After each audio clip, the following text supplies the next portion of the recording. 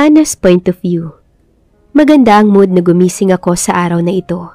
Kahit na tinanghali ako ng gising, ay hindi umalis si Evan sa bahay nila. Ewan kung anong hangin ang nalanghap nito at hindi ito umaalis ng bahay nitong mga nakalipas na araw. Hindi na rin umulit na nagpunta rito ang girlfriend nito na ang hula ko ay hiniwalayan ng binata. Ganoon naman ito palagi. Halos linggo-linggo ito kung magpalit ng nobya. Paborito yata nito ang kanta ni Imelda Papin na Isang Linggong Pag-ibig. Kaya ginagaya nito ang title ng nasabing kanta. Mas pabor sa akin na palaging nagstay na lamang sa bahay nila ang binata dahil hindi ako mahihirapan at mapapagod kakabuntot sa kanya at mas nakakasigura ako na ligtas siya kapag nandito lamang siya sa bahay nila. Isa pa sa nagpapaganda ng mood ko ay ang day off ko ngayon. Ang sabi sa akin ni Sir Eman ay day off ko every Saturday para naman daw makapagpahinga ako ng maayos at makapag-exercise na din. Mamaya pag alis ko ay pupunta ako sa gym na itinayo ni Ninong para sa aming mga pulis, para makapag-practice kami at mabawasan ang mga taba sa aming katawan, lalong-lalo na yung mga pulis na malalaki ang tiyan. Good morning, Sonia. Kumain na ba ang Sir Evan mo? Tanong ko sa maid pagkapasok ko sa kusina. Oo, kumain na siya kanina pa. Naroon siya sa music room at nakikinig ng mellow music. Mabilis na sagot ni Sonia. Day off mo pala ngayon, Ana. Aalis ka ba? Oo, kailangan kong mag-exercise para maalis ang stress ko sa katawan. Baka bigla na lang atakihin ng sir mo at bigyan ako ng sobra-sobrang stress, kaya kailangan kong mag-exercise. Nakangiti kong tanong na ikinatawa nito. Mabait nga ngayon si Sir Evan hindi umaalis ng bahay. Ani Sonia, na napansin din pala ang amo nitong hindi umaalis ng bahay. Akmang magsasalita ako nang biglang tumunog ang doorbell sa labas ng gate. Sandali lang at titignan ko kung sino ang dumating. Paalam nito. Pag-alis ni Sonia ay nagtimpla na ako ng kape at dinala sa sala center table at naupo na ako sa may sofa. Sino ang dumating? Itatanong ko sana kay Sonia kung sino ang dumating. Nang muli siyang pumasok sa loob, ngunit hindi ko na maituloy nang makita ko kung sinong kasunod niyang naglalakad papasok sa sala. Ang kaibigan kong si Dwayne. Ito lamang ang nag-iisang lalaking malapit sa akin. Siyempre, maliban kay Ninong at sa daddy ko na nasa ibang bansa with my mom. Hello, gorgeous lady. How are you? Maluwang ang pagkakangiting bati ni Dwayne sa akin habang may bitbit itong isang bouquet ng mapupulang rosas. Flowers for the most beautiful woman on earth. Sabi pa nito matapos iabot sa akin ng mga bulaklak. Masayang sinalubong ko siya at tinanggap ang mga bulaklak na ibinibigay niya. Pagkatapos ay niyakap ko siya ng mahigpit. Naginantihan din ito ng mahigpit na yakap.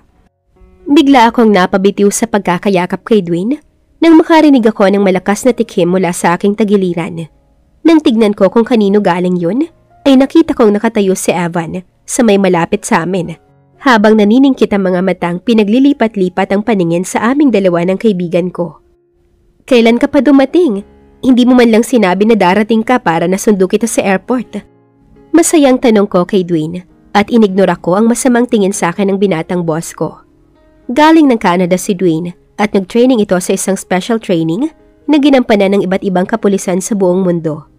Isang buwan ng training nito na bawal ang pagkontak sa labas, kaya isang buwan ding wala kaming komunikasyon sa isa't isa. Dapat nga ay kasama ako sa training, ngunit hindi ako pinayagan ni Ninong dahil may ibibigay raw siyang trabaho sa akin. Kung alam ko lang na pagiging bodyguard ni Evan ang trabahong tinutukoy niya, ay nagpumilit na sana akong sumama kay Dwayne sa special training.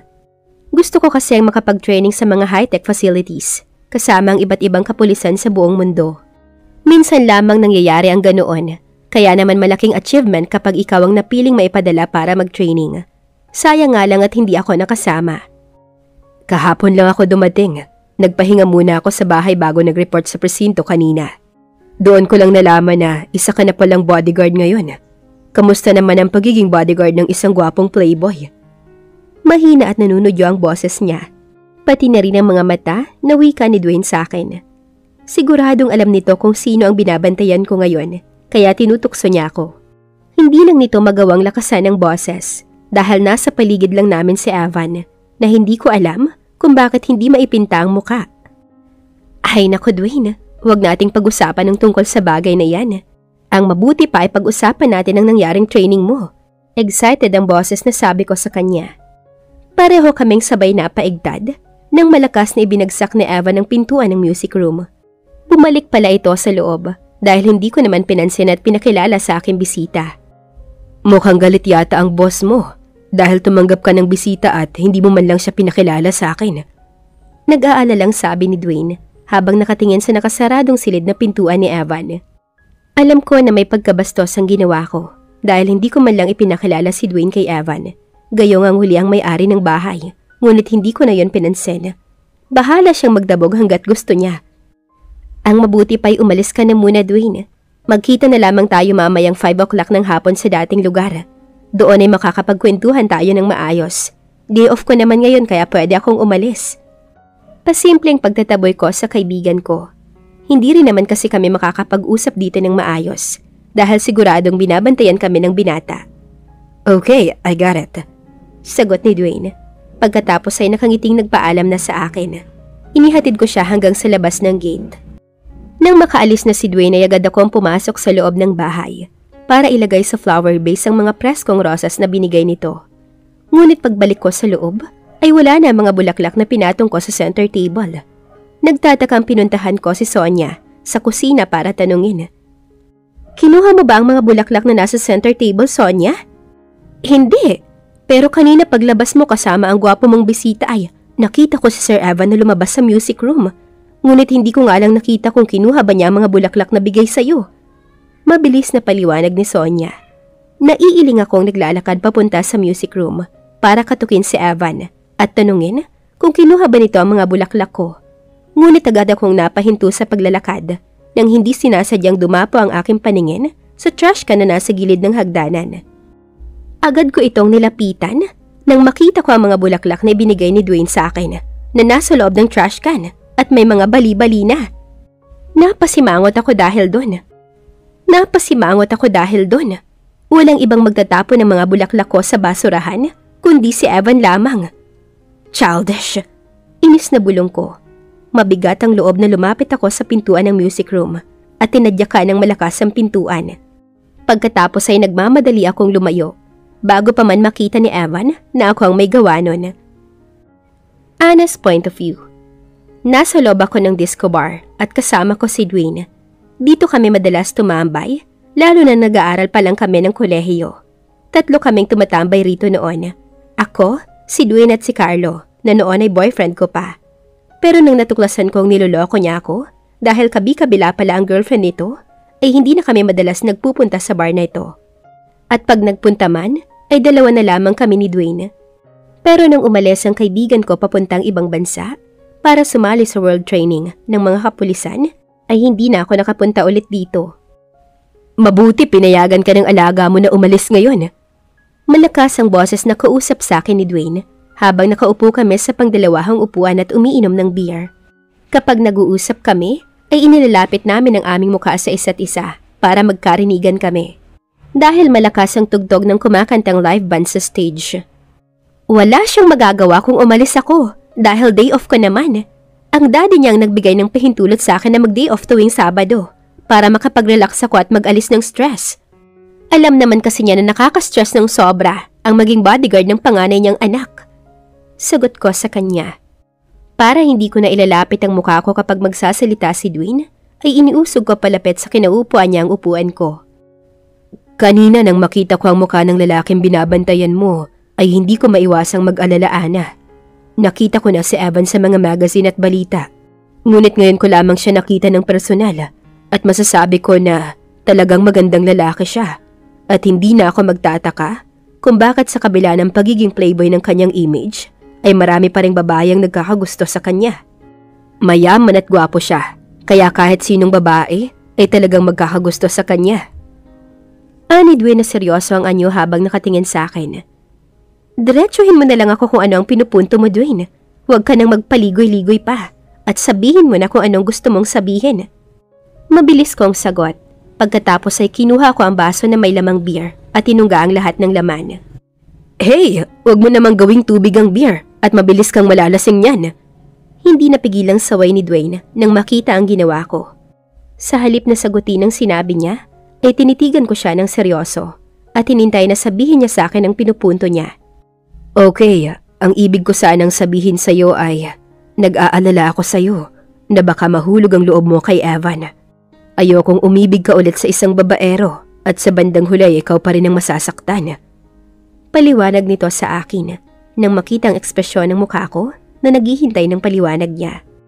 Muli akong nagsali ng beer sa aking baso at mabilis ko itong tinungga bago ko siya sinagot. Huwag kang mag-alala, Dwayne. Natuto na ako. Hinding-hindi na ulit ako iibig sa isang lalaking manloloko, lalong-lalo na sa katulad ni Evan Villamor. Kaya wala kang dapat ipag-alala sa akin. Saka malabo rin na magkagusto sa akin ang lalaking yun. Dahil mula nang magtrabaho ako bilang bodyguard niya, ay wala siyang ginawa kundi mag-isip ng paraan kung paano ako mapapaalis sa aking trabaho. Mahabang paliwanag ko sa kanya. Saka lamang ito tila nakahinga ng maluwag nang marinig ang sinabi ko. That's good to hear. Bilang kaibigan mo ay concern lamang ako sa'yo. Nakita ko kasi kung paano ka nasaktan nang malaman mong niloloko ka ni Carlo. Huwag na nating pag-usapan ng tungkol sa bagay na yan at naaalala ko lamang ang katangahang nangyari sa akin. Saway ko sa kanya. Ayokong maalala na isang beses ay nagawa akong lokohin ng isang lalaki. Ako si Ana Kagandahan na isang babaeng palaban at malakas ang personalidad at nagawang paikutin sa mga palad ng isang walang kwentang lalaki. Sobrang nakaka-hurt ng ego.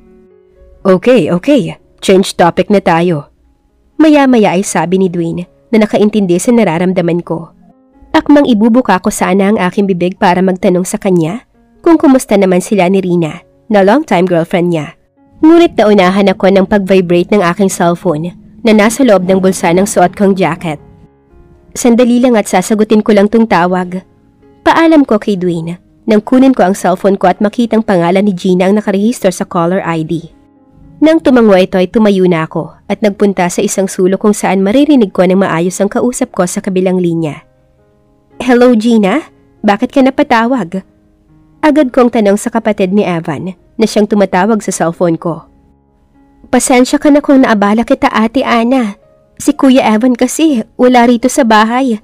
Natakasan niya mga bantay sa bahay namin sa tulong ni Kuya Lincoln na best friend niya. Pagbibigay impormasyon nito sa akin. Halatado sa boses nito ang labis na pag-aalala para sa nakatatandang kapatid. O sige, ako na ang bahala sa kanya at hahanapin ko siya. Sagot ko para hindi na ito mag-alala pa. Pagkatapos nitong magpasalamat ay agad nang pinutol ang linya. Napahugot ako ng malalim na buntong hininga. Masyadong pasaway talaga ang Eva na yun. Alam naman niya na nasa panganib ang buhay niya, ngunit nagagawa pa ring lumabas ng walang kasamang bodyguard. Hindi ba ito natatakot o nag-aalala para sa kaligtasan niya? Siguro hindi. Dahil kung nakakaramdam ito ng ganun, ay hindi ito aalis ng bahay ng walang bodyguard. Ako na rin ang sumagot sa aking sariling tanong. Agad ko ang tiningnan sa cellphone ko ang lokasyon ni Evan at napakunot ako ng noo nang makita kong nasa loob din siya ng bar na kinaroroonan ko. Hindi ko alam kung sinundan ba niya ako o coincidence lamang na pareho kami ng bar na pinuntahan. Inilibot ko ang aking paningin sa paligid para hanapin si Evan at maswerteng natagpuan ko siya kaagad.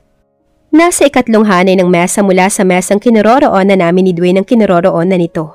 Kasama ang malamang ay best friend nitong si Lincoln na tinutukoy ni Gina. Naglakad ako palapit sa kanila para ayaing umuwi na ito sa bahay. Ngunit kasabay ko ring naglakad palapit sa kanyang isang lalaki na may hawak na bote. Mas malapit ang kinaroroonan ng lalaki kay Evan kaysa sa akin, kaya tinakbo ko ang kinaroroonan ng binata na walang kamalay-malay sa panganib na kinakaharap nito. Hindi ko naman siya magawang sigawan para balaan ito dahil tiyak na lulunurin lamang ng tugtog ang boses ko, kaya no choice ako kundi ang tumakbo palapit sa kanya. At tamang-tama na itinaas ng lalaki ang hawak nitong bote ng beer para ipukpok sa ulo ni Evan nang tuluyan naman akong nakalapit sa kanya. Walang salitang hinila ko siya sa balikat at iniiwas sa bote. Pagkatapos ay malakas kong sinipa sa tiyan ng lalaking nagtatangka ng masama sa binata. What the? Ang tanging nasambit ni Evan na halatadong nagulat sa nangyayari. Sino kaya ang nagtangka sa buhay ni Evan?